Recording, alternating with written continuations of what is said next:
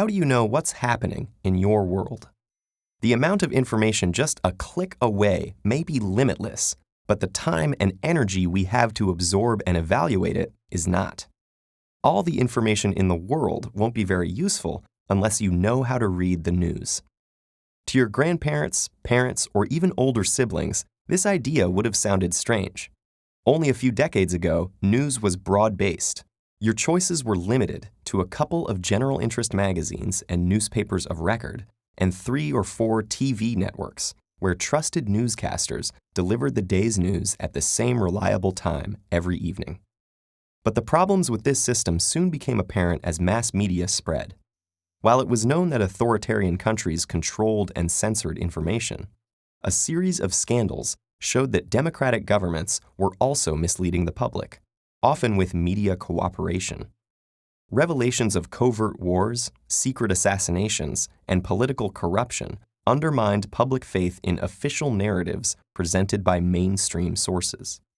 This breakdown of trust in media gatekeepers led to alternative newspapers, radio shows, and cable news competing with the major outlets and covering events from various perspectives.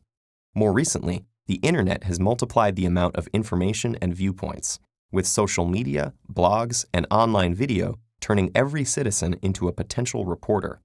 But if everyone is a reporter, nobody is, and different sources may disagree not only on opinions, but on the facts themselves. So how do you get the truth, or something close? One of the best ways is to get the original news unfiltered by middlemen. Instead of articles interpreting a scientific study or a politician's speech, you can often find the actual material and judge for yourself. For current events, follow reporters on social media. During major events such as the Arab Spring or the Ukrainian protests, newscasters and bloggers have posted updates and recordings from the midst of the chaos. Though many of these later appear in articles or broadcasts, keep in mind that these polished versions often combine the voice of the person who was there with the input of editors who weren't. At the same time, the more chaotic the story, the less you should try to follow it in real time. In events like terrorist attacks and natural disasters, today's media attempts continuous coverage even when no reliable new information is available, sometimes leading to incorrect information or false accusations of innocent people.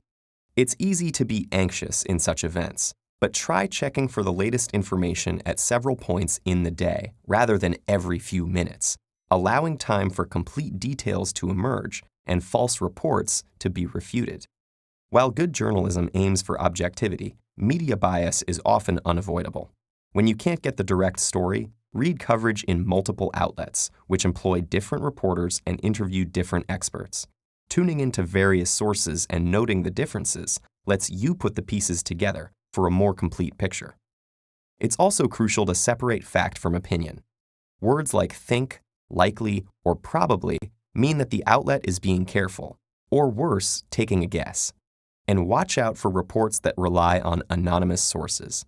These could be people who have little connection to the story, or have an interest in influencing coverage, their anonymity making them unaccountable for the information they provide. Finally, and most importantly, try to verify news before spreading it. While social media has enabled the truth to reach us faster, it's also allowed rumors to spread before they can be verified, and falsehoods to survive long after they've been refuted. So before you share that unbelievable or outrageous news item, do a web search to find any additional information or context you might have missed, and what others are saying about it. Today, we are more free than ever from the old media gatekeepers who used to control the flow of information. But with freedom comes responsibility. The responsibility to curate our own experience and ensure that this flow does not become a flood, leaving us less informed than before we took the plunge.